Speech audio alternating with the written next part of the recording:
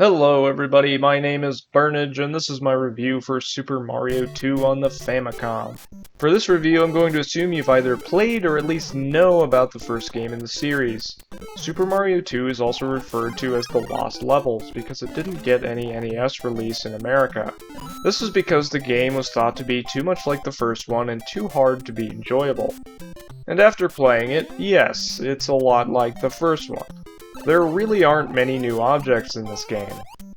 And yes, it's really hard. Like harder than Ghosts and Goblins. Unlike the first game, you actually get infinite continues. Whenever you get game over, you start back at the beginning of the current world with 3 lives. Well, how could that make it harder than the first one? That's what I was thinking for the first 5 worlds at least. I was like, wow, when you consider the continue option, this game is actually easier than the first one. And then you get to World 6 and you're suddenly in hell. Those first 5 worlds were just for babies, so suck it up, Buttercup, because you're gonna die. A lot. I had to have gotten game over like 100 times on this world. Probably only like 20 on World 7, and then another 100 game overs on World 8. It's just brutal. And a lot of that difficulty is just figuring out what to do. There will be multiple paths, and if you pick the wrong one, you just get recycled back to where you started. And you just do this over and over until you find the right path, and chances are it's hidden. The last few castles also all had what I referred to as a platforming code in my Super Mario 1 review. With these, you have to take a very specific path in order to unlock the next section, or else you just keep getting recycled.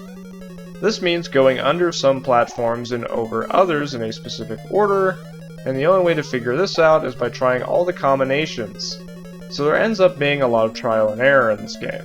You struggle along all the way to the final level of the world, you get to try a couple different combinations before you get game over, and then it's back to the beginning of the world to do it all again. And that's just not really a fun style of difficulty. However, finally beating the game felt super rewarding because of how difficult it was, and it just had a great ending. And also, there's some bonus content for those dedicated gamers. If you beat the game without taking any world skips, then you get to play a secret World 9. There's also more secret levels if you can beat the game a total of 8 times. This doesn't have to be in a row or anything. The Famicom saves your progress with a star on the title screen every time you beat it.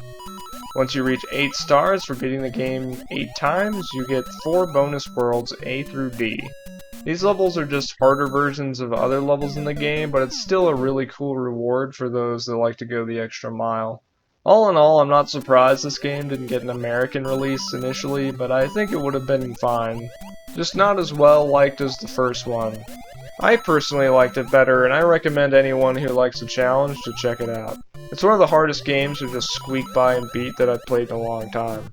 Also, the troll world skip secret that takes you back to World 1 is hilarious. Like and subscribe if you think this game should have gotten released in America despite its difficulty. Thanks for watching, and I'll see you in the next one.